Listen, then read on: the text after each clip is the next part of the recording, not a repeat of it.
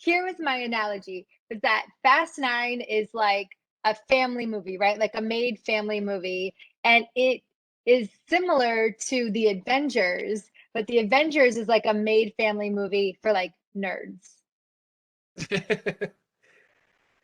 Yes, we'll go with that. I won't even argue that one. Yeah, that's it. You win. I rest, Your Honor. I rest my case.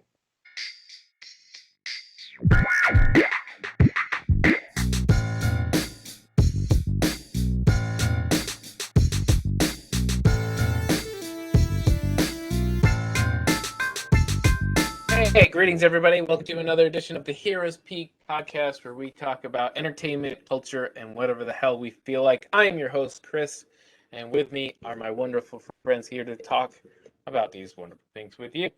And I guess we're going to start with James. How you doing, James? You weren't here last week. Are you I okay? was not. I'm hanging in there, man. Thanks for the shout outs. I heard you guys calling me my jinx and all this other stuff. I watched the we, pod.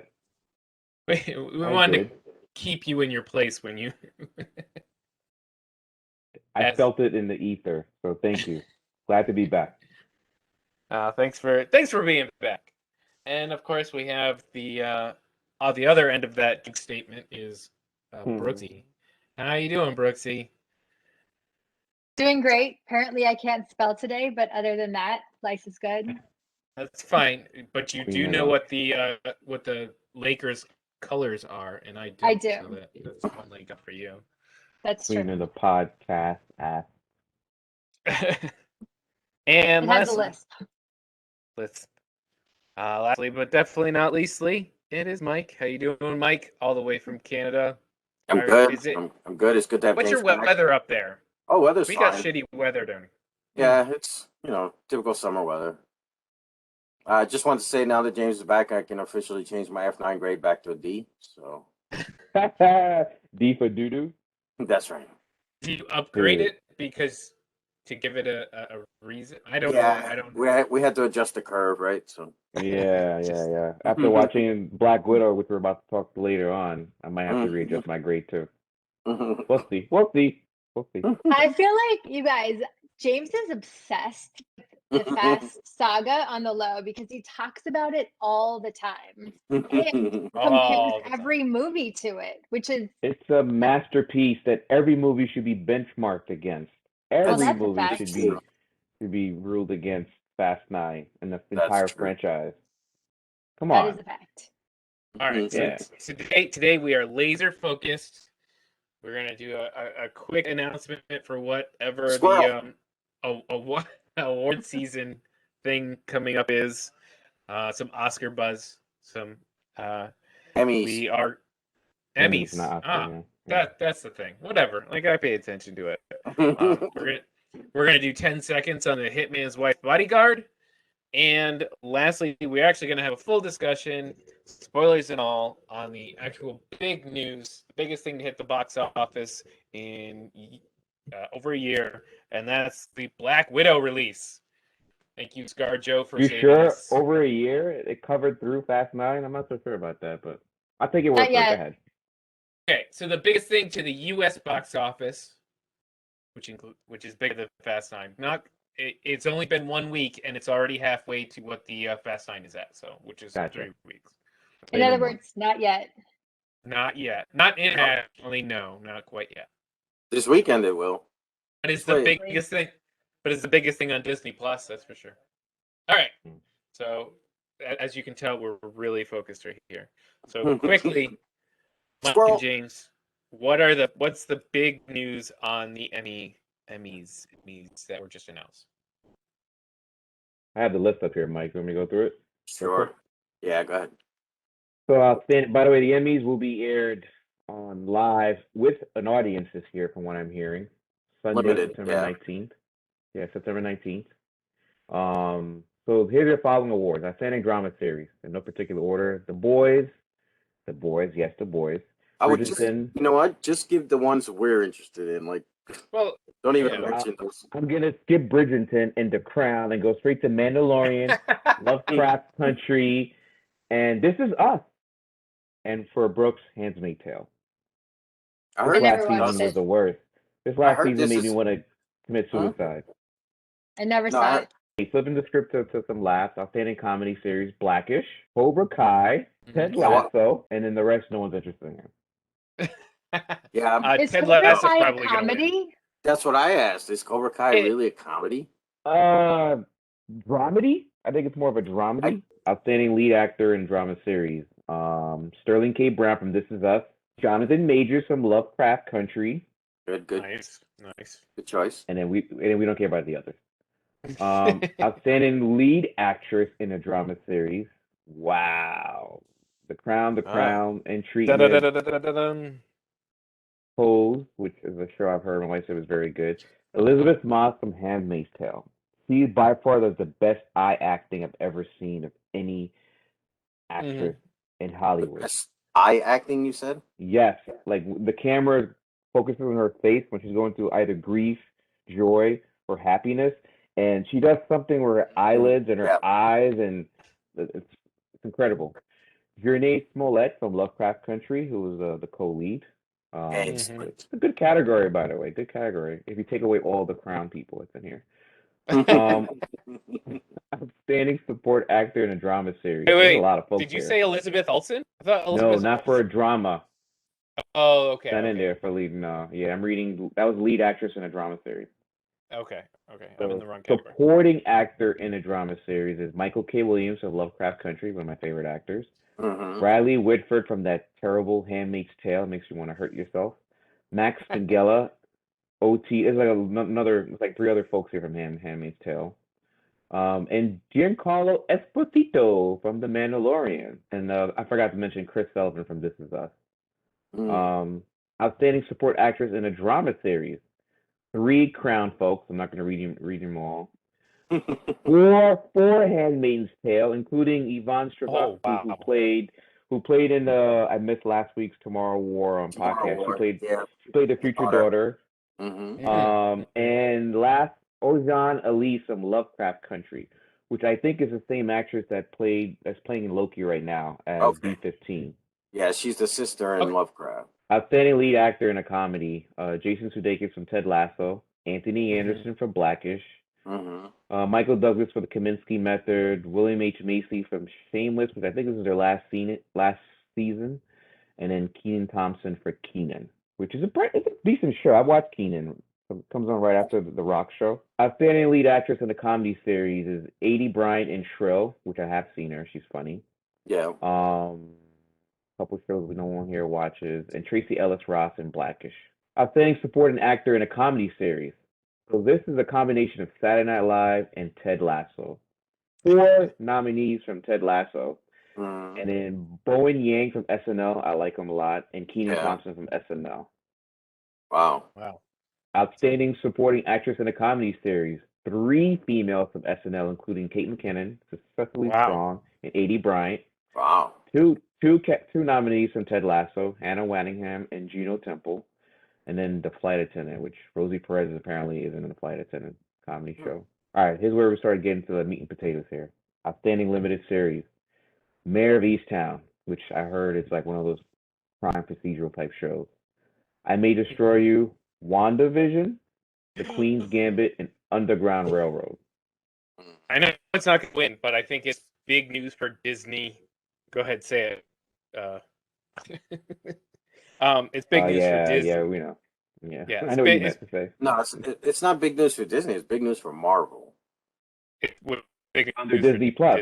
Disney. Yeah, I know, but Disney gets. It's not like Disney doesn't get awards all the time. It's big news on the Marvel side of it. I think for the streaming platform. Yeah. Yeah, and superhero stuff in general is very limited on it. How many awards did Soul get nominated for? And that was straight to streaming, wasn't it? I did go straight to streaming too. Yeah. I don't know. Animation awards are different for Disney, but I think the idea that Marvel Television, the new Marvel Television, Disney Plus style, and Mandalorian are getting nominations, even if they're not wins, is actually just big news for the streaming service. Yeah. In general, it's telling people they're putting out quality content, that it's not just dropping shit on. Yeah. Standing lead actor in a limited series or movie. Paul Bettany for WandaVision. Woo! Hugh Grant Oh. for The Undoing. Ewan McGregor for Halston. Lin-Manuel Miranda for Hamilton. And Leslie Odom Jr. for Hamilton. I do want to spend a few seconds on this category because I know we were talking about it online. Yeah, I thought that Lin-Manuel Miranda, although he wasn't the best singer per se, I thought he was the best actor slash. Oh, not character. No, Thomas Jefferson, played by Daveed Diggs, to me was the best character. But as far as acting, I think it's his award to win here. No, I see. I'm completely opposite. I think, and I'm not saying he's bad in this. I'm saying everybody else was better than Lin-Manuel in that show. But Yeah, I think this is agree. an award because he wrote, directed, starred. He did the whole It's shebang. It feels like the 2010 Lakers when they won and Kobe was like 2 for 25, and then Pau Gasol and everybody was eating, and Ron Artest hit the three, but Kobe got the MVP anyway because he was the glue that kept them all together, and no one complained. Yeah, it's the Tom Brady wins MVP in the Super Bowl even when he's throwing interceptions. Yeah. So But if get Leslie it. I get wins, it. I would be mad. I love Leslie Odom Jr. in Hamilton. I think he was the best part of that. So I hope so. All right, now here's where this gets a little bit confusing here. Outstanding lead actress in a limited series or movie. We have Kate Winslet in Mayor of Easttown, Michael Cole from I May Destroy You, Anya Taylor-Joy from The Queen's Gambit, Elizabeth Olsen from WandaVision, and Cynthia Erivo from Genius Aretha. Heard the Aretha was pretty good too, but the only thing I've seen here is WandaVision, so I don't have a hat in this. I thought you saw The Queen's Gambit. No, that's Keith. That was really good. She was amazing. I started watching. I didn't finish it, but it was really good to start. Just too many things to watch. Outstanding supporting actor in a limited series or movie. This is the freaking Chris Middleton Award. Daveed Diggs for Hamilton. Jonathan Groff for Hamilton. Anthony Ramos for Hamilton. Thomas Brody Sangster for The Queen's Gambit. Evan Peters for Mayor of Easttown, and Papa Isidio for I May Destroy You. Outstanding actor in a drama series. Courtney B. Vance for Lovecraft Country, which I disagree with. Charles Dance for The Crown, never seen it. Don Cheadle, this is a throwaway. The Falcon and Winter Soldier. Timothy Oliphant for The Mandalorian, and Carl Weathers for The Mandalorian. Outstanding guest actress in a drama series. It's basically between Handmaid's Tale, The Crown, Felicia Rashad and This Is Us, which I did see her episodes, and Sophie Okonedo and Ratchet. Outstanding guest actor in a comedy series. It's 4 SNL nominees in the Kominsky Method. Now, the SNL nominees are Alec Baldwin. I'm going to skip this theme. I'll get back to him at last. Danielle Kaluuya. Dan Levy. And the 4th nominee, which is probably going to be the winner, Dave Chappelle. Well, it'll be interesting to see if any of our genre shows actually get an award. I just find that so interesting that the quality has been risen so much on these genre shows that they're finally starting to be recognized, I think. Oh, Outstanding Variety Talk Series. Conan, Late Show of Stephen Colbert, Trevor Noah, Jimmy Kimmel Live, last week with John Oliver. That was the last one. All the same. Yeah, all the same ones for the last. Yeah, John Oliver will probably win again. He's been killing it. Yeah, probably. I started watching him. He's definitely. I mean, I'm partial to Colbert, but I give John Oliver his props. Yeah, Colbert's good too. John. Ever since Jon Stewart left The Daily Show, like Trevor's okay, but he hasn't been as great as I don't think as. That Daily Show is put out some like top notch celebrities. All right, so much for our laser focus, but we are going to try again. We're going to come back in 10 seconds for our Hitman's Wife's Bodyguards sort of review. Be right back. Welcome back, everybody. We're here to do a quick review of Hitman's Wife's Bodyguard, which is the brand new action comedy starring Ryan Reynolds, Samuel Jackson, Selma Hayek, and Antonio Banderas. It is the follow-up to the Hitman's Bodyguard, the previous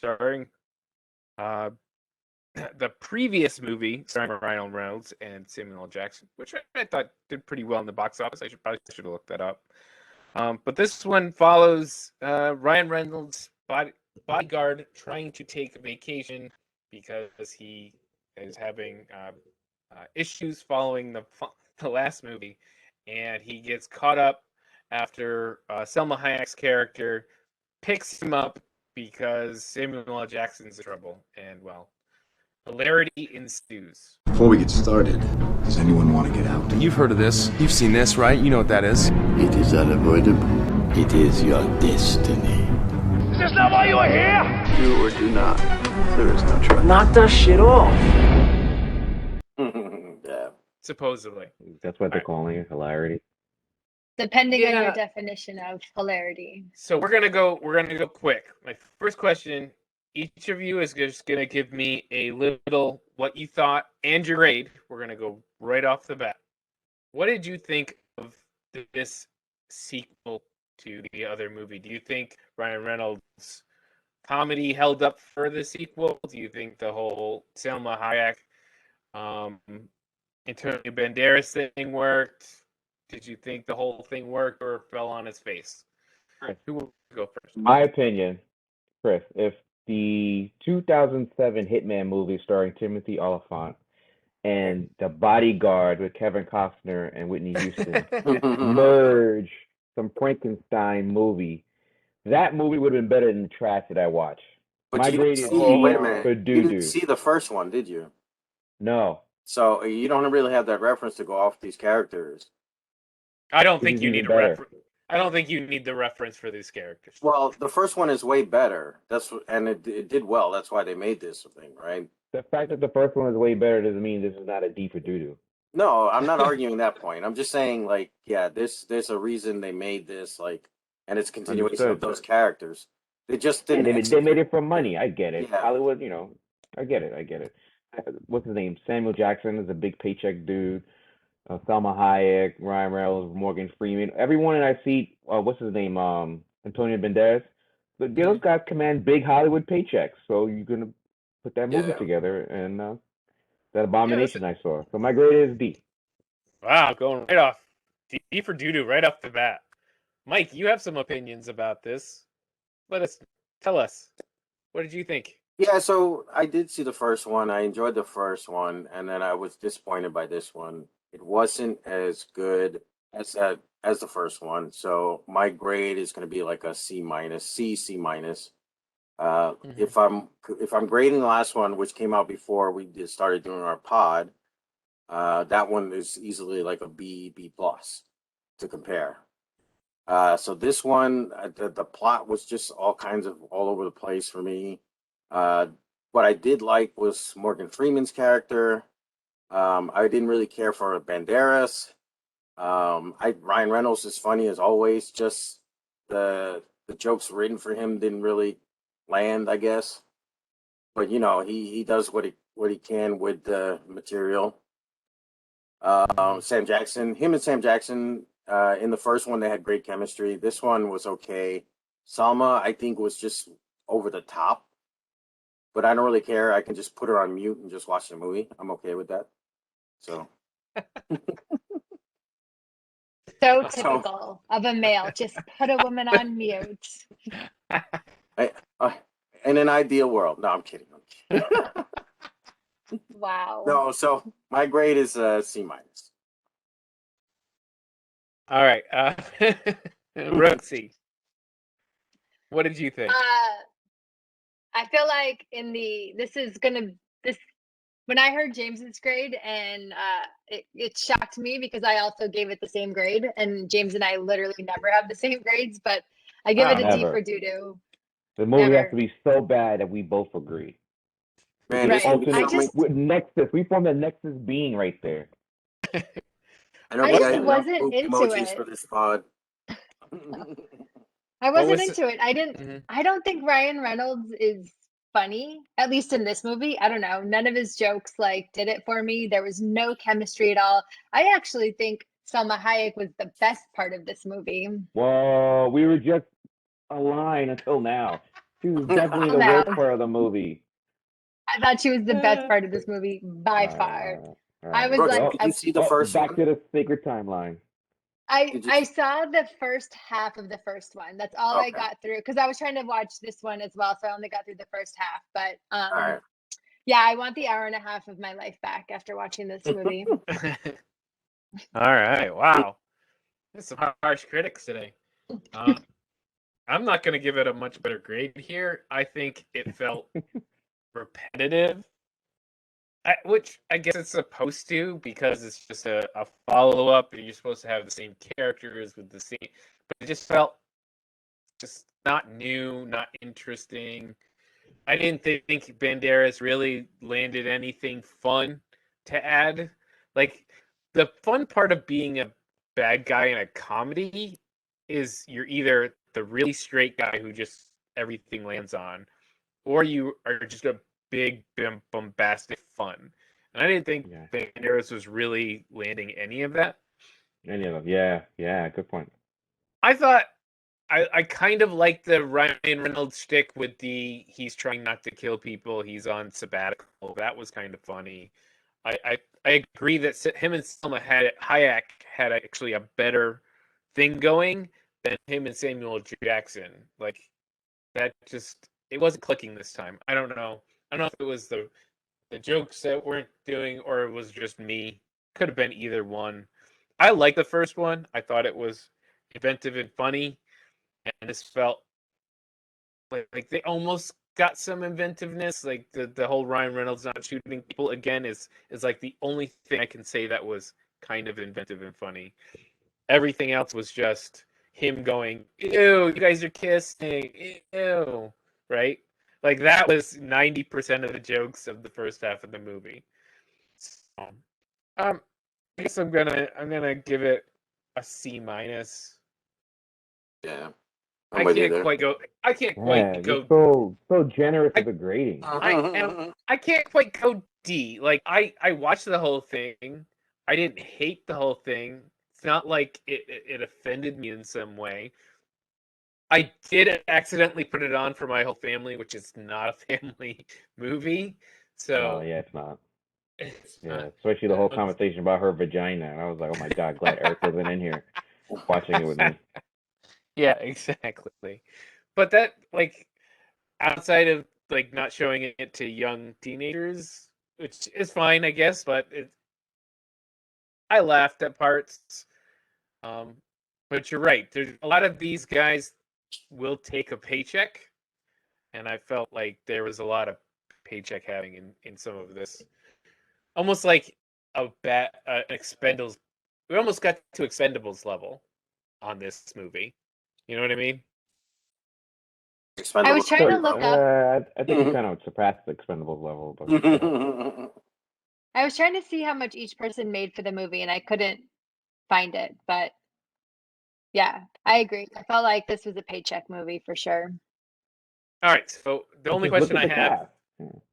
Yeah. Yeah. my only question as we finish this off for each of you is: do you actually have a comedy sequel that you really enjoy? A comedy what equal? Comedy sequel, the second comedy in a series. Yeah, Now, sure. Hangover 2 was good. Hangover 2, Airplane 2, Mm-hmm. Naked Gun 2. uh, Naked Naked Gun Gun two two and and a a half half, was two and a good, half. Yeah. and There's a lot of probably them. I I'm mean, you would surprised call because Beverly Hills Cop 2 a comedy movie or a yeah, dramedy? no, But get 2 was that. good. 3 was terrible for Beverly Hills Cop. Yeah, agreed. I think the problem comes when you have comedies that appear very long distance away from their original, and everything in the world has changed completely, and you can't quite update it. So I don't Ooh, know. Austin Powers too. Austin Powers too. Yeah. Brooksy, can you think of any? Yes, I'm gonna say Friday and then next Friday. Oh yeah, Okay. yeah, Yeah, yeah. next Friday was okay. Yeah. I'm gonna say Bill and Ted's Excellent Adventure 2.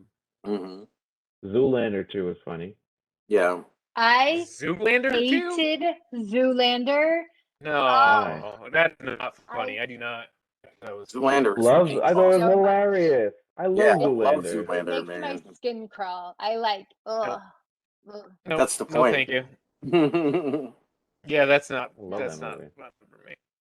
All right, so Yeah, that's it. that That's all I got. that's our very short discussion, and that's all it's deserved for the Hitman's Wife Bodyguard 2. That's it. That's it.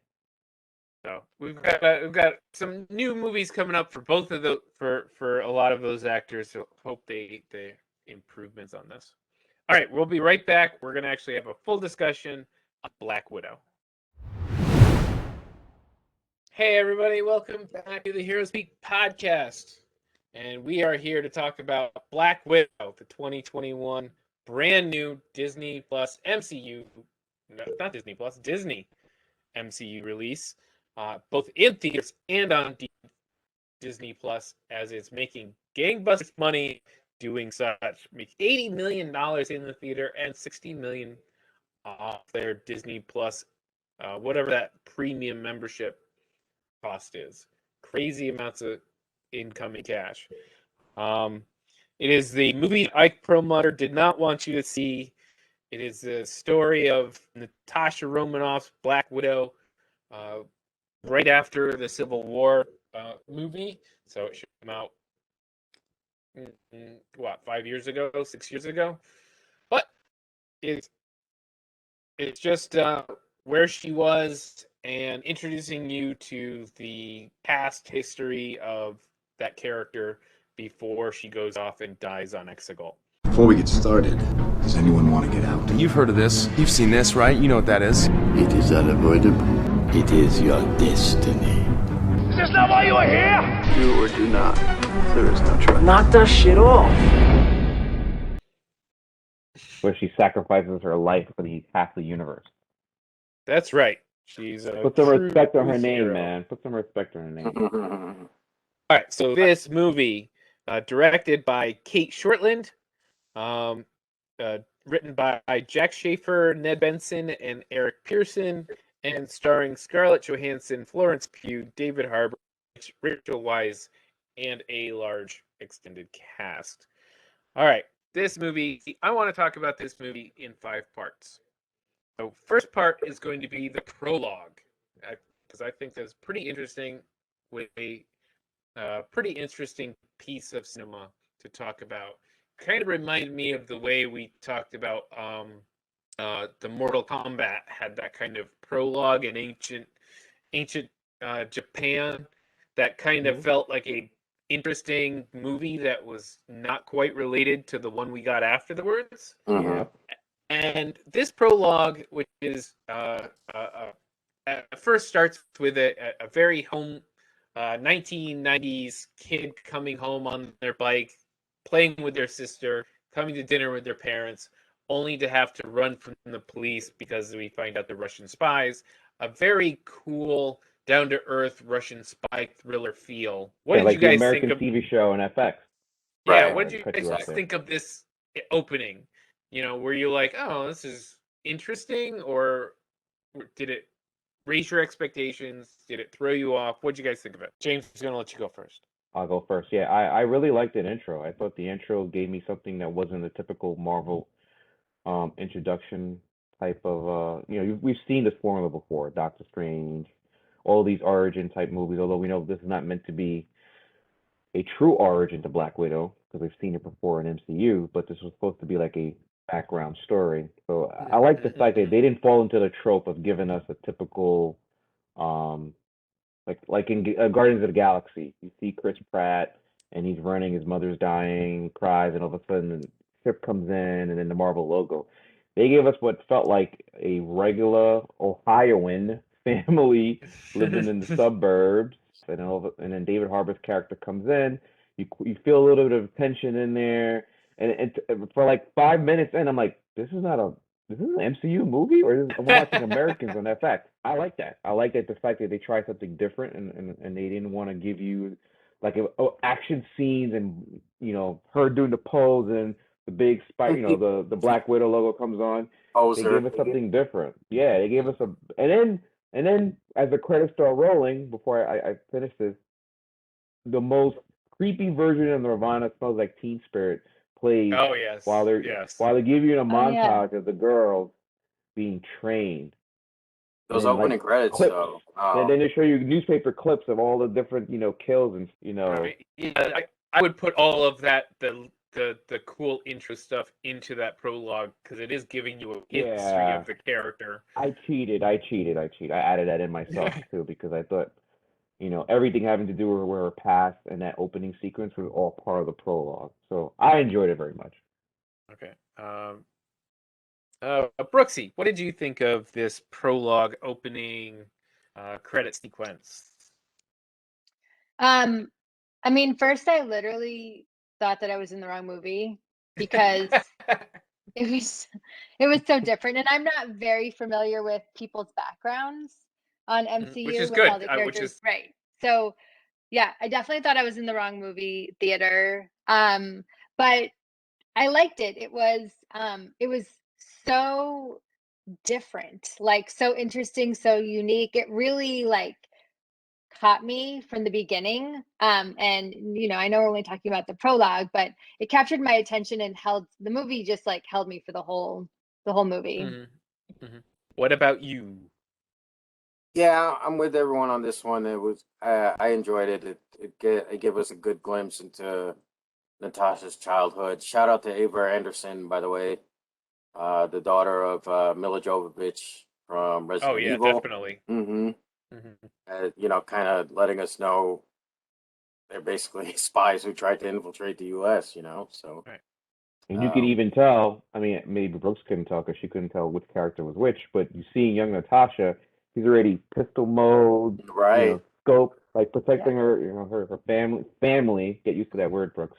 Protecting her family. I like that too. It was telling you from Jump Street that Natasha was a badass and Natasha cared about her family. In the span of 5 minutes, you get both her history, but also like a little emotional play for the character.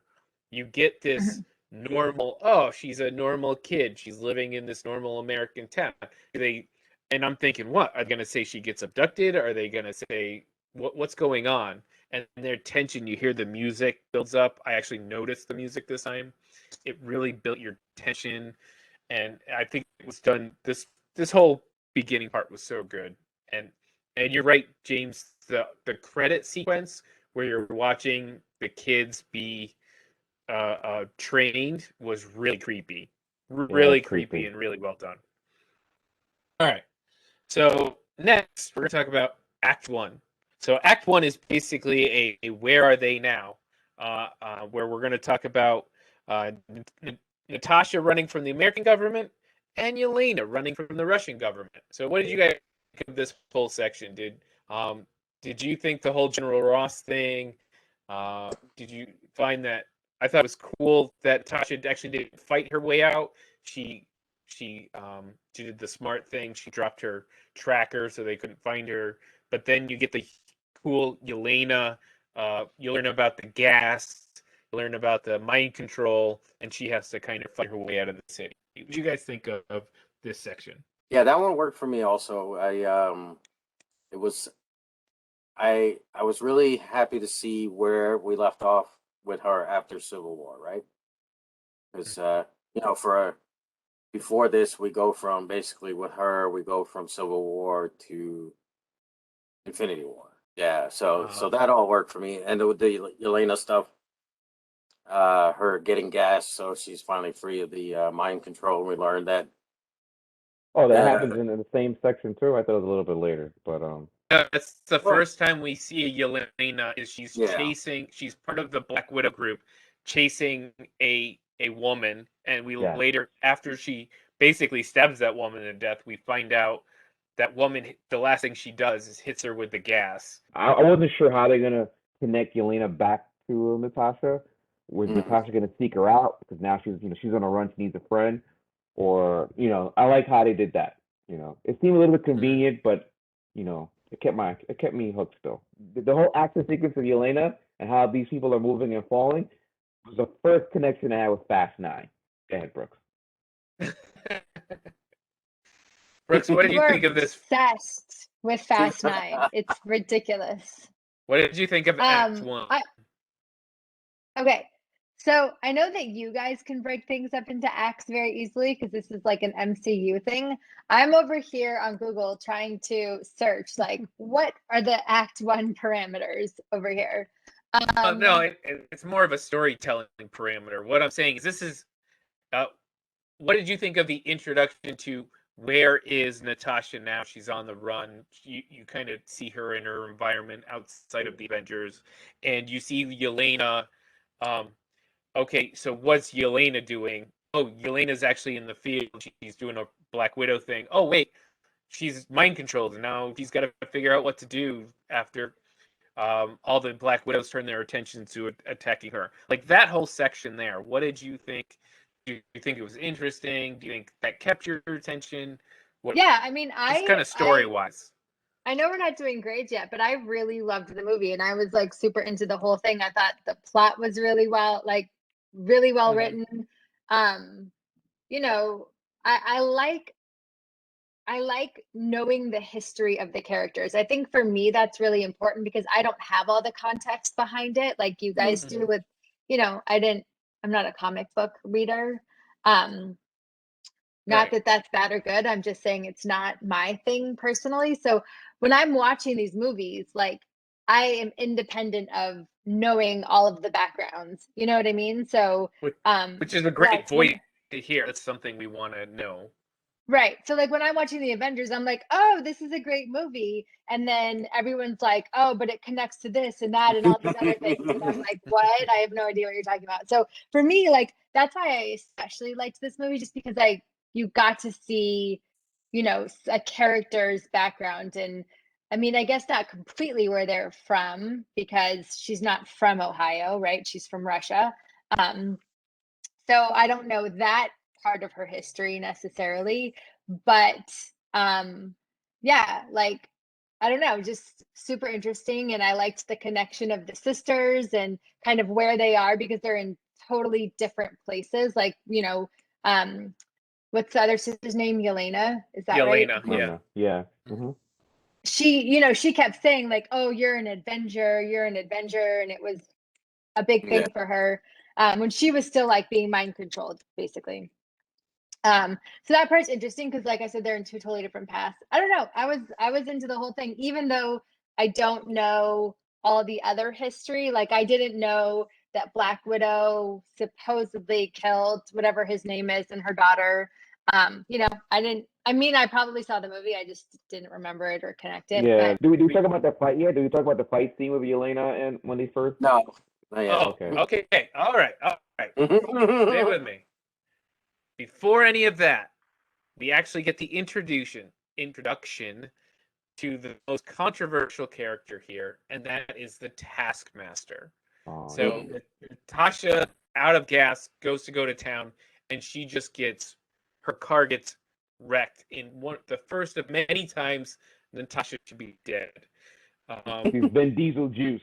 We got family. She's got diesel juice. All right, now I want like a Beetlejuice parody, but with Vin Diesel and not.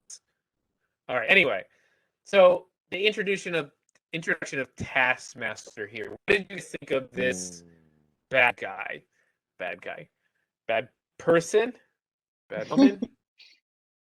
Listen, Chris, I've ruminated on this character quite a bit. I didn't really know much of the character in the comics. Eric told me that he's in one of the Spider-Man video games on the PS4, and he's been in cartoons, he's been in video games, but he's never that interesting. You guys know him in the cartoons and video games better than I do, but me just looking at the movie, not knowing anything about it, and I'm probably more like Brooks in this. I'm just seeing the character. So it was a big waste. I like how they introduced the character, but then the big reveal at the end of what this character's background was, and forget about the gender swapping. I don't care about that. I just thought that they could have done more with that character. To me, it felt like, wait a minute, was she enhanced? No, she wasn't enhanced because she's one of the Black Widows. But she was doing like she was super strong with the shield.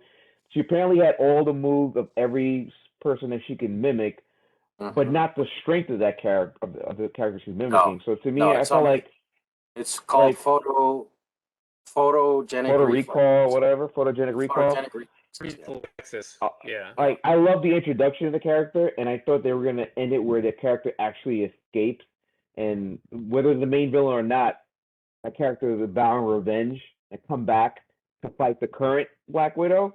That didn't happen. It was just more like another trap mind. We'll get to the big spoiler Uh, at the end. So Well, I think it's a it's okay double-edged to sword with me with this character.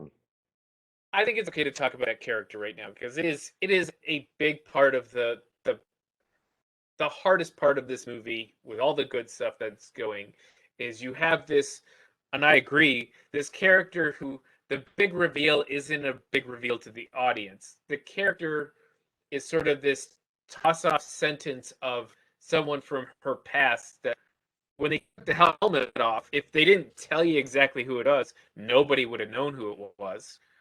And the fact that that character had no um, action that they could do themselves in order to make that her relationship with Natasha interesting. It was just Yeah, another widow, but worse almost because exactly. it Who was more couldn't like a even talk. phasma, more like a phasma in that case in yeah, I mean, the her first. introduction was great. I thought that first fight on the bridge was fantastic. Yeah. Yeah, Right, and they're when you hyping me up. I was like, oh yeah, yeah. hmm and even the Actually, I thought one, it was too soon. I thought it was too soon. I was like, wait a minute. They're mhm. going head to head already. It's too soon. Like this is And then even the chase when Taskmaster's in the APC, and And then he's she just pops up plowing and with through. the Hawkeye arrow, and yeah. That kind of reminded me of Winter Soldier also. If you remember yeah, in Winter Soldier when he did the same thing to Fury's car. I was like, all right, there's some retreads here. yeah, Still got me hooked. yeah, and then the whole it just kind of it was like a letdown, Fizzled. big waste. The, Yeah, the third This act for character that is they're character done fizzled. now. This character is done. Like this character's changed now and no longer going to be. I'm not gonna say that. You know why? Because I thought the same thing with Mandarin. And you guys know the Right. character better than I do. I just know it's very controversial right now. Part of it has to do with gender swapping. Part of it has to do with the fact that the character is just a full downgrade of what the character was. But that's the thing, Personality the was you gender guys are swap. mentioning. I wouldn't have cared about the gender swap if you give some kind of if you keep the origin story of Taskmaster kind of the same or the personality or something, you know, Yeah. I but you think you completely need. wipe. Mhm. Oh, I was gonna say, Right. Brooksy, what did you think of this antagonist? Did you think it did anything for you? Obviously, you're not gonna She's know about to say anything about the Taskmaster didn't have any tasks Taskmaster, to do. right? So, No, do you think? What did I you liked think? it. I thought it was really interesting. Like, I thought I liked yeah, I was super into the Taskmaster. I thought the reveal at the end where it was really his daughter, like, I was like, oh wow, I don't know. I thought the whole thing was super interesting, and Look at that. I was We're overthinking it, unaware. fellas. Yeah, I feel like you guys are overthinking this a little bit because the fight in the beginning, like on the bridge, that was so interesting, and then you start to realize, like, wait, the robot Taskmaster or whatever is imitating Black Widow, and like, Mm-hmm. I don't know, like that was a really cool narrative, I thought. And then at the end where homeboy, sorry, I don't remember his name, it's probably a really important character, Red Guardian, was the like, Red Drekkov Guardian. Red Guardian thing, Oh, or was Red like, Drekkov. Guardian, sorry. this is my Wait. daughter, you know? Oh, Drake. And my No, Drekkov. yeah. Yeah. Okay. Was like, this is my daughter. And I immediately had the like, and I immediately had oh my God, why can't I think of his name? Chris, you just said it. That was my like The kind of general. first thought. Um, Star Wars, Darth Vader. Like for some Oh, reason the that, Emperor. Yeah. yeah, that was like my Oh my connection. God, you connected that. That's interesting. Yeah. No, But The I I don't Black get, know. I Widow could have understand the yelled, connect. no, I just thought that's it was not so possible. interesting.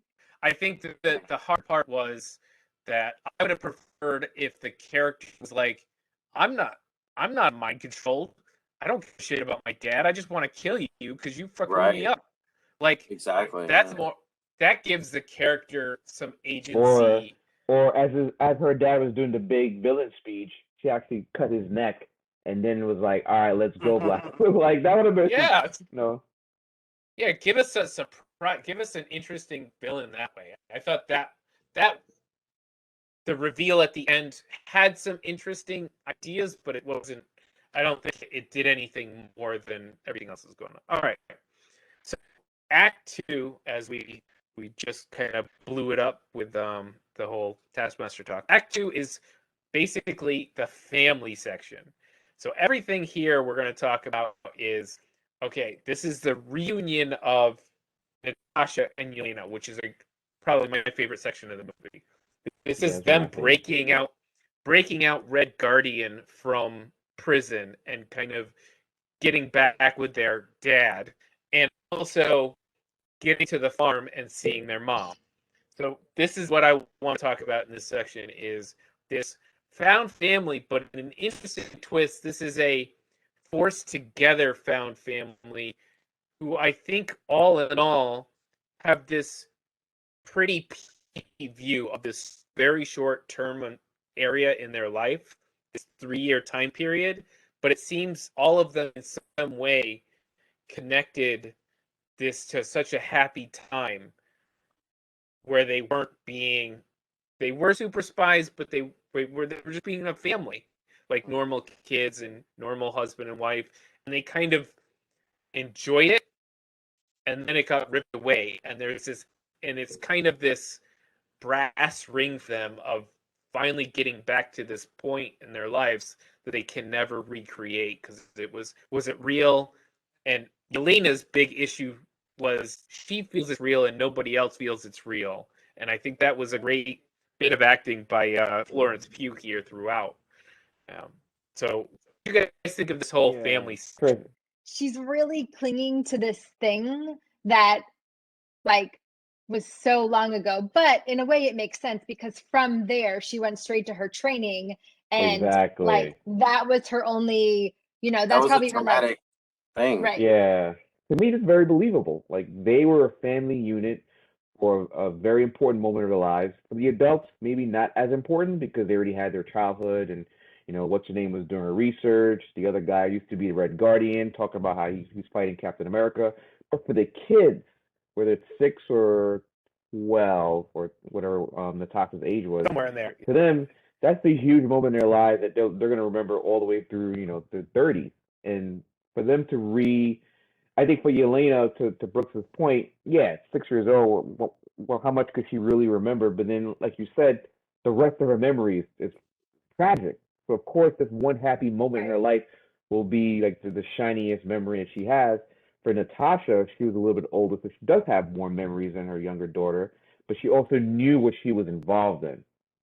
So Yeah, she was able to turn it off and say, well, this wasn't real. Yeah, it sucked. I love this. I also realized this wasn't my real family, too. So, again, just to make it a little personal story, like knowing actual people that had not the Red Room and training, but were together for when they were young and then separated for many years and then reconnected, just to hear these folks have these conversations for hours and hours on end about these little moments in their lives. And I'm like, wow. I was thinking of that scenario while I was watching the movie. So I like that sequence. I really did. It dug with me. So for me, I'm with you on that. The only thing that bugged me was like an overuse of jokes during the whole thing. That's the Like Marvel Yeah. they thing. didn't let a I serious could see moment that. sit long enough Yeah. before somebody chiming in with some kind of sarcastic remark or something. That's the Marvel thing, man. I know, but you love it. I think it was just like overdone in this movie. I don't know. I thought Yelena was her and um, uh, Scarlett Johansson were going back and forth and even using the jokes to kind of cover the pain. I felt it was more that kind of humor than it was giggly, whatever humor. It felt Yeah, Yeah, but but like even Mike when was saying, right, yeah. I think for me, what made this movie was this weird family dynamic that they kind of fell into a family were they really a family? Did anybody feel they were a family? Yes, they were a family, but no, they weren't. I thought that whole dynamic came right out. I thought the actors did a wonderful job of just handling this whole thing, and it made the movie for me. I think for And me, we really. Sorry, go ahead, bro. Go ahead. I was going to say that is actually where I thought it did relate to the Fast Saga because it was a made family and not an actual family. I was gonna talk. Oh, you! I'm surprised you beat me to the punch. I was gonna say, and that's something that I'd wish that the Fast Nine saga had kept. They had it in the first couple movies, and after Fast Six, it just went, bananas. It turned to Jungle Cruise, you know. But But there's still this a like movie, made family, and that's the whole premise of the saga Right. of Fast Nine. So here was my analogy: was that Fast Nine is like a family movie, right? Like a made family movie, and it is similar to the Avengers, but the Avengers is like a made family movie for like nerds. Yes, we'll go with that. I won't even argue that one. Yeah, that's it. He wins. I rest, Your Honor. I rest my case. All right. So the last part of this of the action beats here. Do you think they handled them? There was some questions about editing, the quick editing style where you're not letting people really get moves off. There was a cool car chase. Did you guys think the action was holding up to other Marvel properties, to what we've seen? Even in Falcon and Winter Soldier, we saw some cool action. Did you guys felt it for you? I wanted to see more Red Guardian in action. They like when they came in to take them at the house, and he stood up, and then he just got darted and passed out. I was Yeah. hoping at least he would, take on some people before they knocked him Dude, he out. got 20 darts, man. They gave him 20 I darts. know. Yeah. So I was kind of Yeah. let down there. Like, and then I know we're not at that part yet, but when he goes to fight Taskmaster, I was hoping for more there That was too. that was terrible. Yeah, That was terrible. we'll definitely hit that in a second. Yeah. I mean, I think for me, James. the action sequences. You mentioned Bourne and another spy thriller movies. I like the car. I'm a sucker for car chasing scenes when it's done right. When you can actually see the vehicles flip. I saw a lot of CGI moments in this one. Especially when they're going down the subway station. There was too many CGI moments with the cars. Um, but when it was Yelena and Natasha in the car, and you can see how, because they do this thing where they're shooting with the car in front of them, the camera pointing this way, and you can see into the car. Stuff like that keeps me interested. And you got the high overview of the cars on the highway. I'm always a sucker for those type of things. I didn't think the trailers made me seem like there's gonna be a lot more instances like that, and it wasn't the case. As far as the hand-to-hand combat, the best by far was the opening with Yelena and Natasha. Like that sequence, you could tell they put a lot of fight choreography in there. What I was disappointed about real quick was the the final fight, hand-to-hand combat fight. You mentioned one of them, Mike, with Red Guardian. I also want to mention the entire room of Black Widows with Scarlett Johansson. Like that to me was such a letdown. I was like, oh, this is just terrible. We're gonna get to the third act in a second. but Brooksy, do you have anything to say about the car chase or fighting so far? No, I liked it. I didn't think the fighting was lacking. I liked the car chases. You guys are like overthinking this, I swear. It was What we're here obvious that for. there was some like, I know it was a Mercedes commercial a little bit because there were several Mercedes cars used. it was And I BMWs actually, too. There's a lot of BMWs yeah. too.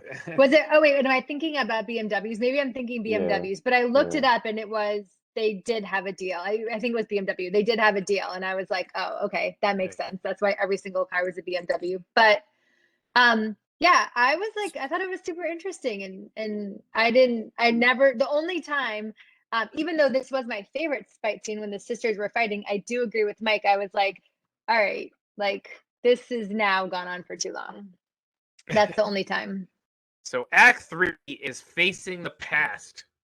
Basically, Act 3. you got Act 3. So here is where they get captured after you think their mother betrays them. They get captured. That's a nice twist. Right. Yelena's gonna get her head open. Natasha is in a cell with her dad, who's also in a cell, and the mom is brought directly to Dreykov, the bad guy. But all of this is a big ruse, as we find out that Natasha knows what's going on, so she's in there with Dreykov.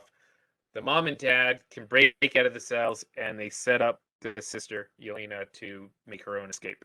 So this is the huge finale. You get the emotional reveal of Taskmaster. We get the reveal of the true what Dreykov is actually doing, what he's been doing to the girls, and we get a giant explosion with another. I think one single propeller really held this entire sky base up. I find that really weird. No, the fact that this entire thing existed and no one, not Shield, not Hydra, not Sword, not anyone ever noticed that thing was up there.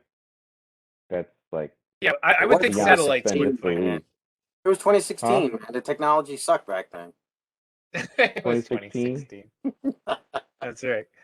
Yeah, definitely no satellites are gonna be like, what's this giant thing hanging over Russia? Yeah, Trump got into office and Putin was like, "Don't worry about that thing in the sky. It's not a big deal." All right, Yeah. so let me just ask this: what do you guys think? I'm going to start with Brooksy here. What did you think of the main bad guy, Dreykov, who's just a piece of shit, basically? I mean, he just like he felt like the quintessential. This is probably like so off base, so I apologize in advance. He just felt like the quintessential like not child molester, but like the person that's gonna like kidnap girls. You know what I mean? Yeah, Like you're when you not saw you're Sex not him, off. trafficking. Yeah. Sex I trafficking. think you're right I mean, on. he was Yeah. trafficking.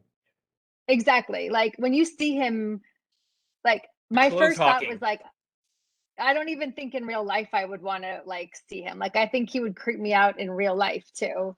And I mean, yeah, so great casting for that because I was just like, oh, he's definitely like a sex trafficker for sure.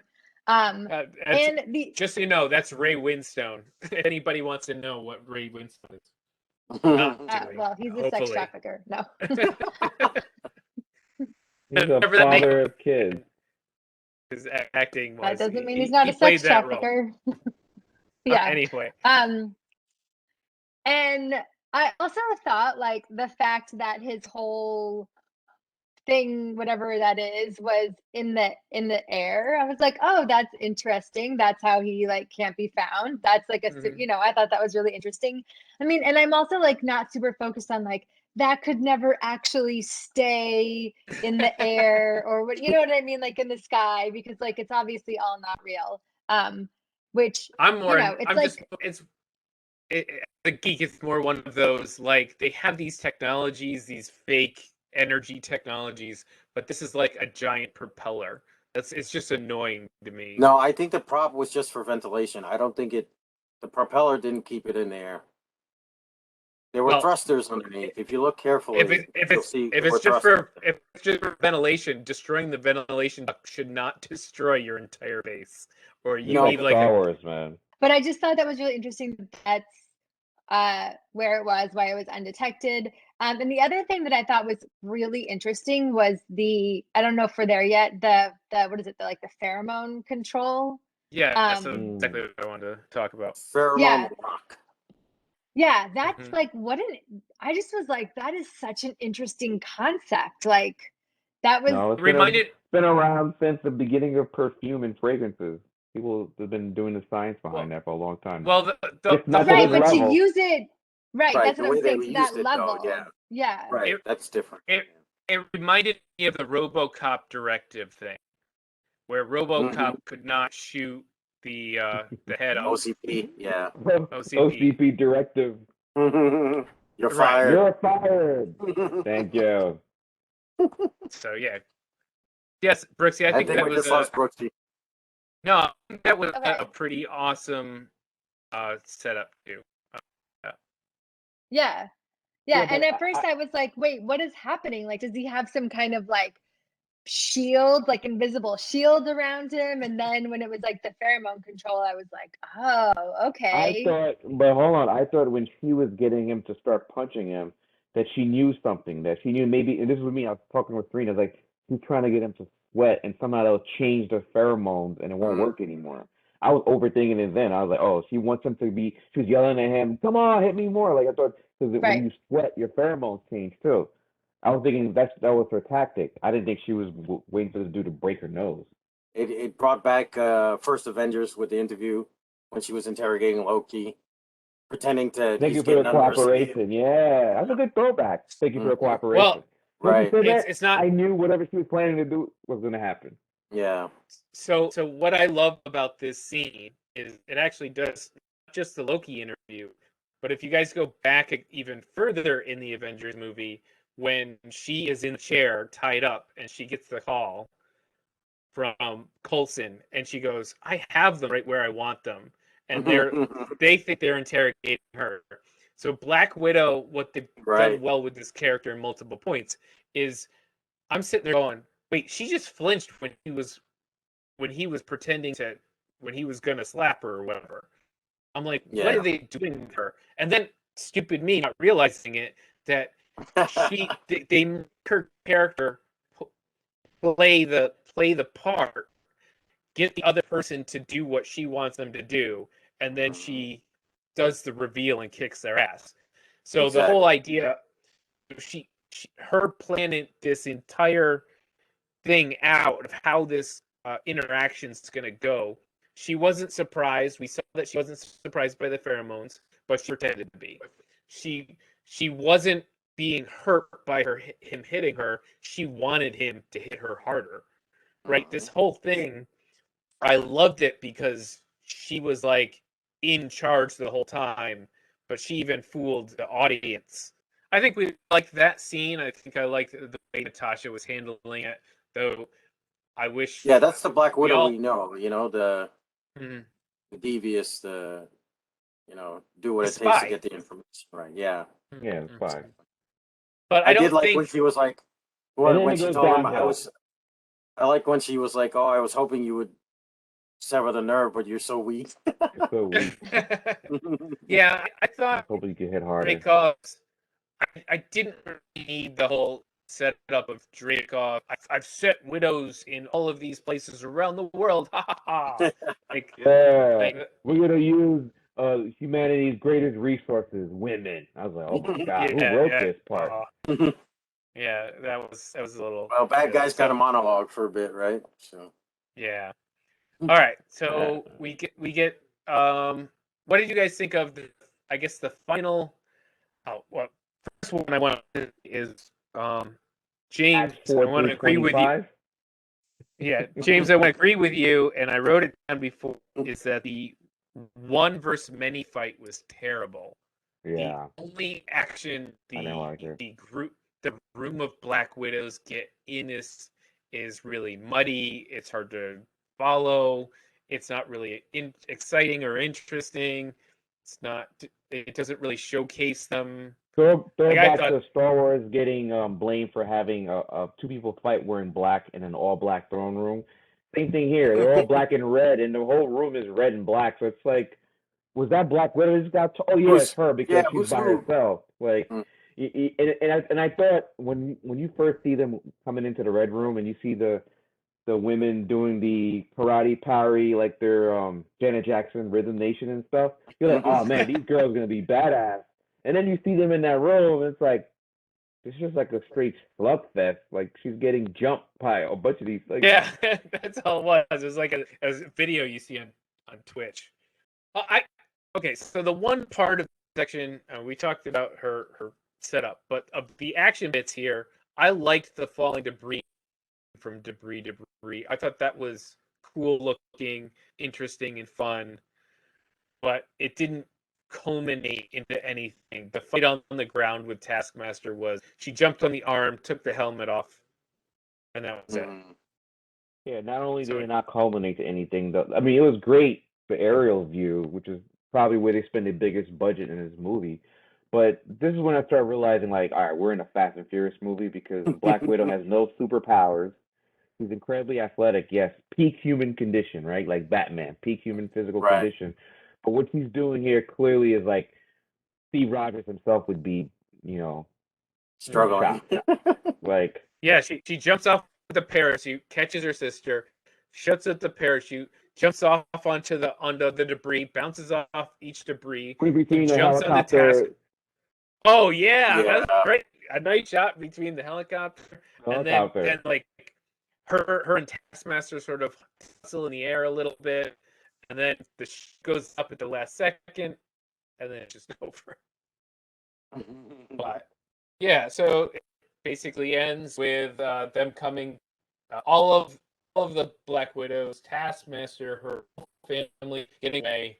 Everybody's happy. Everybody's not mind controlled. Bye, my lord. Then we follow up with Florence Pugh, and she That dude finds didn't even get a kiss on the lips, anything. He stole a Quinjet for her. he's getting paid. She told him he's getting paid. Anyway, so and this is obviously after Endgame, where she comes in and she's visiting her sister's grave, a marked grave that probably there's no in body Ohio, in. by the way, in Ohio. Yeah.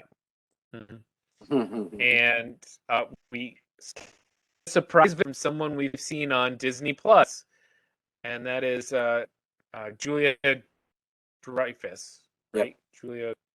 Julia Louis Dreyfus. Louis Dreyfus. Or I want to call her. She's not the Enchantress. What's the name? Baroness. Contessa. Contessa I Allegra can't de remember. Fontaine. Yeah. That's right. And the setup of probably the Thunderbolts is on its way between this and our fake Captain America. And Brooks, this is a deep cut of Marvel Comics now. Now we're going deep into Marvel nerddom. This post-credit scene was supposed to be our first introduction to Contessa, because of the we were supposed to see her here first, and then in Falcon and Winter Soldier, but because of the delays, things got reversed, right? I don't think it matters Honestly, either way. I don't think it matters of when we saw her. I think we saw more out of her in Falcon and Winter Soldier. So No, we were supposed to, but I think when we watched this one, if this movie had come out first, at the end we would have been like, "Who the hell is that? And why does she know about Barton?" You know? Right. Yeah. We're supposed to hold on. We were supposed to hold on to that mystery until Winter Soldier. Why is she lying? Why is she lying about Barton? Yeah. Yeah. All right. I think we need two grades because it's already we did not do the best we were supposed to. Dear Lord. I'm gonna let Brooksy go first. What is your grade for Black Widow? All right. So first, I want to say my favorite character was Yelena. I really liked her character a lot. I was super into her. Great. She's great. Yeah. I am actually going to give this an A. Nice. I know. Wow. Yeah, like I would watch this multiple times. I really loved the movie. Wow. All right, Mike. What is your grade for Black Widow? Solid B for me. And I'm grading not really on movies in general, but MCU movies. So in the MCU world, this is a B. Out of all the MCU movies. James. I have to agree with Brooks with the character. My favorite character was Yelena. I'm hoping to see her more in the MCU, whether she takes the mantle as a new Black Widow or not, or becomes her own character. Can't wait. And my grade is a solid B as well. Would have been higher if it wasn't for that third act. That, the real third act. But yeah, solid B. By the way, we are going to see more of her in the Hawkeye show coming. Yeah, I'm hearing. Has that been confirmed or just? Yeah, she's credited. She's got a credit in every episode. Listed, Okay, so. I wasn't sure. If Every episode? Yeah. Oh Wow. shit. I don't think she'll show up in Alright. every episode, but I think that means they're going to show pictures of her at least. Well, you know Yeah. she's coming after Clint and his family, right? So Yeah. Supposedly. Oh, is she going to be the main antagonist? I would imagine so. That's what we're leading up to, right? Oh, wow. That's interesting. Hmm. All right. I'm going to agree. Yelena stole the show. I think you did a great job, especially in the smaller moments. The emotional acting she did, great. I thought Red Guardian was fun. I love the whole family aspect of this movie. I think that was the strongest bit. I'm going to give it a B plus. I think if it wasn't for Taskmaster, or if they had done something different with Taskmaster, some little changes. Yeah, even a little bit more. Yeah. Yeah, give them that character something. But I think we all wanted to see this. If this had come out after Civil War, I think we all would have been super hyped. I think it would have done a lot for the universe. Yeah. It would have made more sense And- narrowly in the MCU timeline. Yeah, but as it is, I'm more than happy to go back and during the next rewatch of the entire MCU to stick this right after. I think it'll fit great right after Civil War. I think it'll be a great movie I'll to wait watch. till Eternals come before I do another rewatch of the MCU. Ooh, Eternals. That's Oh, a whole yeah, other thing. Shang-Chi and then Eternals. Yeah. Shang-Chi's first. Yep. Yeah. Ooh, we've got a lot. So I loved it. I think it missed some stuff in the third act, unfortunately. But we don't have big year much 'cause more. we got Shang-Chi, then we got Eternals, and then we got Spider-Man. Yep. Oof. So Got a lot And to the talk Disney, about this don't year. forget the Disney Plus series too. She-Hulk and Hawkeye. well, what if coming? What if? Yeah. Yeah. Yeah, Disney is about to print some more money. And do you guys think this will reach 750, 500? What's your range? Total Ooh, I box don't know. office. That's a good. Right now, what are we total? Was it 300 right now?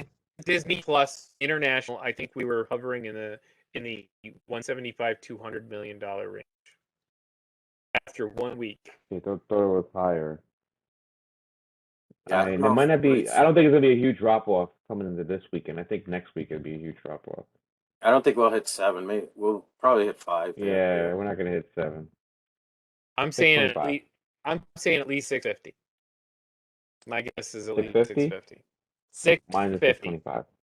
625. All right. Well, I can get some sleep.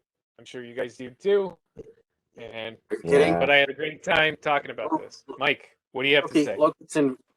Loki's in 4 hours. What are you talking about? Get some sleep. Nah, I can't. Vacation starts in Black about- Widow made 24 million yesterday. Jesus. Jeez. The Yeah, world I've is got opening 18 back hours. up again. Huh? The world is opening back up again. People want to go out and see the movies. Exactly. Yeah. What were you saying, That's Chris? true. I was saying my vacation starts in 18 hours. So That's right. Have a safe trip, by the way. Oh yeah. Thank you. Safe travels, man. Take some photos for the gram. Oh, I will. That's on Hopefully- brand, by the way. That's on brand. As That's Brooke on For your said. brand. personal gram, not You need to send them to Brooksy, our social media director, before they get, so she can I don't approve have- them for a post. I'm an old man. I don't have a personal Instagram account. All right, All right, guys. so everybody, don't forget to follow us on social media. Speaking of, we are at Heroes Peak on Facebook, Twitter, Instagram, TikTok, YouTube. TikTok. Like and subscribe. Hit that bell in the corner so you get notifications when we post our new videos. Leave a comment below. Let us know what you thought of Black Widow. Let us know what you thought of Hitman's Wife Bodyguard if you happen to see it. And we will catch you next time. All right, guys. Thanks very much. We'll see you later. Peace. Bye.